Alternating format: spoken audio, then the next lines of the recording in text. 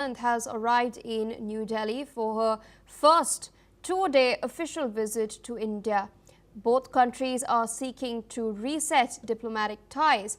The Ministry of External Affairs spokesperson of India, Randir Jaiswal, has stated that Anand's visit to India will help build on the positive momentum in India-Canada relations. Now, during the visit, Anand will meet India's Foreign Minister S. Jaishankar, followed by a meeting with Commerce Minister Piyush Goyal. She will also visit Mumbai, where she'll meet Canadian and Indian firms working to support investments, job creation and economic opportunity in Canada and India. Still with us on the broadcast is Ambassador Mahesh Sachdev. Now, this is a very crucial development if we take into perspective what's been transpiring over the last couple of years. What do you make of the Carney administration's attempt to reset ties with New Delhi, especially in the aftermath of Carney's predecessor Trudeau sinking bilateral relations to their lowest point? And I also wanted to understand what exactly is motivating Carney to do so. Thank you. It's also an important visit, both bilaterally and in the global context.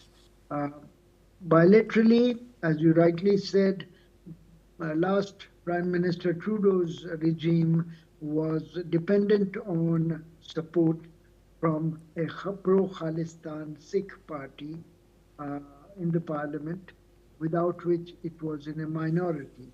That made it vulnerable to pressure, and it's come to Khalistan element pressures to go against its wider bilateral interest, and with India, domestic agenda took over, and it led to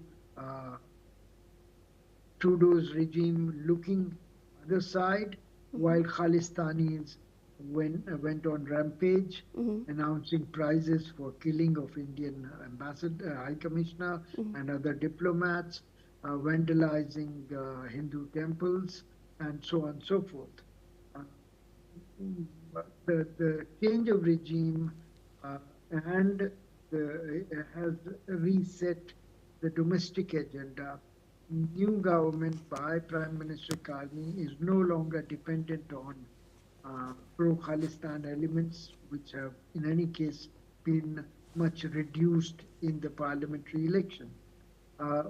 And further, United States has been muscling on to Canada through tariffs and through statements such as making Canada 51st state of United States, etc., causing a deep fissure in Canada's symbiotic ties with Washington. So Canada has to look for allies elsewhere, and it can ill afford to ignore world's fourth largest economy, with which it had fairly good relations till Prime Minister Trudeau managed to upset the whole process. I think a reset through the Foreign Minister of Canada's visit to India is very much on the cards. The two sides may have already announced return of the High Commissioners to respective capitals. They are going to go further, and now I believe with greater support to the trade and mutual investments. Not to forget that Canada's largest overseas community is not only from India, but it is also overseas students from India, which are the largest segment of its universities, very often bankrolling them by paying higher tuition fees. Now that United States want to curb visa restrictions for H-1B category as well as students, Canada has become a viable option for as a substitute, and therefore this visit may also enable Canada to not only re-engage with Indian authorities, but also to showcase its capacity to provide conditions which are quite similar to what prevail in the United States for Indian intellectual property people as well as the students. Indeed, coming back to the points you've raised regarding the bilateral issues, as far as Carney extending this olive branch is concerned, we'd seen a crucial meeting between Prime Minister Modi and Carney at the G7 sidelines earlier this year. There was also, interestingly, a CSIS report that had come out that validated India's concerns regarding Khalistani terror and Canada being used as a safe havens. And that's not all. Canadian authorities also recently arrested Inderjeet Singh Gosal, a key Khalistan referendum coordinator and a close associate of terrorist Gurpatwant Singh Pannu. While these are baby steps, is this enough, and what else is really needed to bring the bilateral issues on track, relations on track, and really address the elephant in the room? I think I must thank you for pointing out those details that I had deliberately ignored because they are not they're not yet in the full steam. These gestures about the Canadian intelligence service, etc., are in fact admission of self-goals.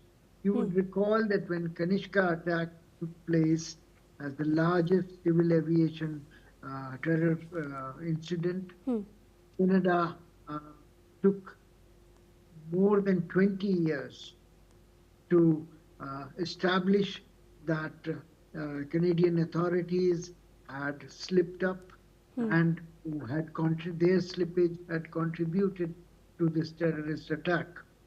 This was only in 2012 that CSIS admitted that Canadian authorities could have done much better to thwart this 1984 attack.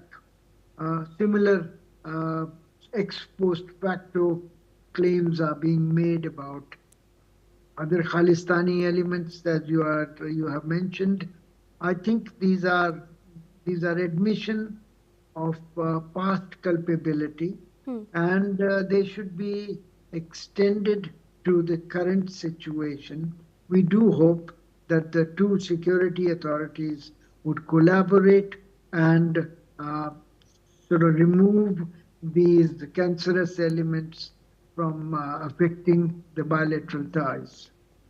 All right, so with that, I would like to thank you for taking our time in speaking to us. Of course, Ambassador Sajdev was referring to the John C. Major report, quite a compelling read on the bombing of the Emperor Kanishka.